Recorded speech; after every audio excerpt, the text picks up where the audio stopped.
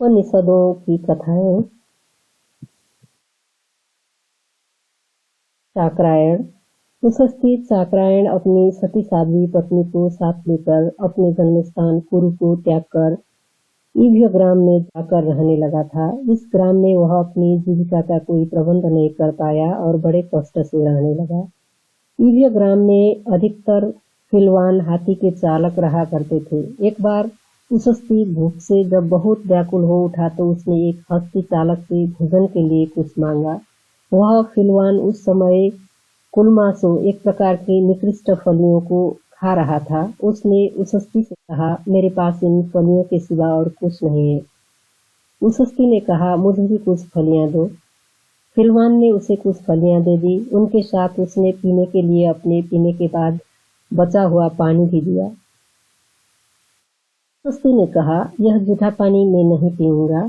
फिलवान बोला, क्या ये फलियां जूठी नहीं है? उषस्थी ने उत्तर दिया, वो झूठी अवश्य है, पर उन्हें खाए बिना मैं जीवित नहीं रह सकता, किंतु पानी यदि मैं अभी कुछ समय तक के लिए न पीऊं तो मरूंगा नहीं। फलियों में से आधी उषस्थी ने खाई और आधी वह अपनी पत्नी के लिए ले गया। उसकी पत्नी पहले ही कहीं से मांग कर कुछ फलियां खा चुकी थी, इसलिए उसने खाई हुई फलियों को बचा कर रख दिया। दूसरे दिन जब उषस्थी सोकर उठा तो अपनी पत्नी से बोला, यदि इस समय में थोड़ा सा खाना आ जाता और मैं कुछ धन कमा सकता। यहाँ से कुछ दूर एक राजा यज्ञ करने जा रहा है, वह निश्चय ही मुझे शासक नियुक्त करता और सब कर्मकांड मुझी से करवाता।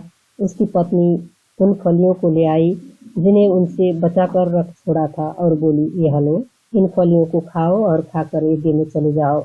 उषस्थी ने उन्हें खाकर यज्ञ के लिए प्रस्थान किया। यज्ञ स्थल में पहुंचकर वह एक आसन पर बैठ गया और श्रोता देवता की स्तुति करने वाले लोगों को संबोधन करके बोला, हे श्रोतागण, आप लोग समस्त स्तुतियों के स्वामी के वास्तविक स्वरूप को बिना जाने ही स्तोत्रों को गाएंगे तो आप लोगों के सिर धड़ से अलग कर दिए जाएंगे। उसके बाद उद्गीत ओंकार संबंधी मंत्र के गायकों को लक्ष्य करके उसने कहा, हे उद्गातागण, यदि आप लोग उद्गीत के देवता का वास्तविक स्वरूप जाने बिना ही उसकी स्तुति करेंगे तो आप लोगों के भी सिर धड़ से अलग कर दिए जाएंगे। उसके बाद उसने प्रतिहार संबंधी मंत्रों के गायकों से कहा, यदि आप लोग समस्त प्रतिहारों के देवता का वास्तविक स्वरूप जाने बिना ही उसकी स्तुति करेंगे तो आप लोगों के भी सिर धड़ से अलग कर दिए जाएंगे। उषस्थी ने जब इस बातें कही तो उपस्थित मंडली के आगे यह स्पष्ट हो गया कि वह नया आया हुआ व्यक्ति निश्चय ही बहुत बड़ा पंडित और ज्ञानी है। यज्ञ करने वाले राजा ने उषस्थी के प्रति हाथ जोड़ते हुए कहा, भगवान, मैं आपका परिचय जानना चाहता हूँ। उसने उत्तर दिया, मैं चक्र का पुत्र उषस्थी हूँ। राजा ने कहा, भगवान, मैंने सर्वत्र आपकी खोज की पर कहीं आपका पता न लगा।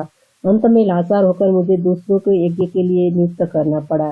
क्या अब आप मेरे यज्ञ के समस्त कर्मकांड को समापन करने की कृपा करेंगे? उषस्थी बोला, अच्छी बात है, मेरे आदेशानुसार जो धन आप दूसरों को देने वाले थे उसे मुझे ही प्रदान करें। यजमान, यज्ञ करने वाले राजा ने कहा, मुझे स्वीकार है। उसके बाद श्रोतागण उषस्थी के पास आकर बोले, आपने अभी हम लोगों से कहा था, आप लोग यदि समस्त स्तुतियों स्वामी के वास्तविक स्वरूप को जाने बिना ही स्तोत्र को गाएंगे तो आप लोगों के सिर धड़ से अलग कर दिए जाएंगे। क्या आप यह बताने की कृपा करेंगे कि स्तुतियों का वह स्वामी कौन है? उषस्थी ने कहा, वह प्राण है। सृष्टि के समस्त प्राणी प्रलय काल में उसी प्राण में विलीन होते हैं और फिर उसी प्राण से उनका क्रमिक विकास होता है। यह प्राण ही वह देवता है जो समस्त स्तुतियों का स्वामी है।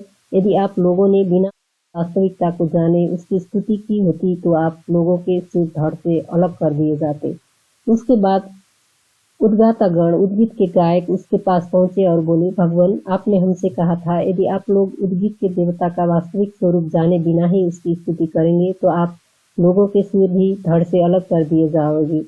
क्या हम पूछ सकते हैं कि वह देवता कौन है? उषस्थी ने कहा, वह आदित्य सूर्य है। समस्त प्राणी उसकी महान जीवनदायिनी शक्ति से परिचित होकर आते हैं। उद्गीत का देवता वही है। यदि आप लोगों ने बिना उसे जाने ही उसकी स्तुति की होती तो आप लोगों के सिर धड़ से अलग हो गए होते।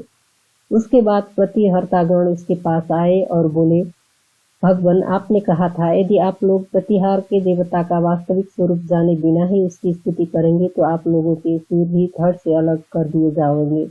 क्या आप यह बताने की कृपा करेंगे कि वह देवता कौन है? वह देवता अन्न है।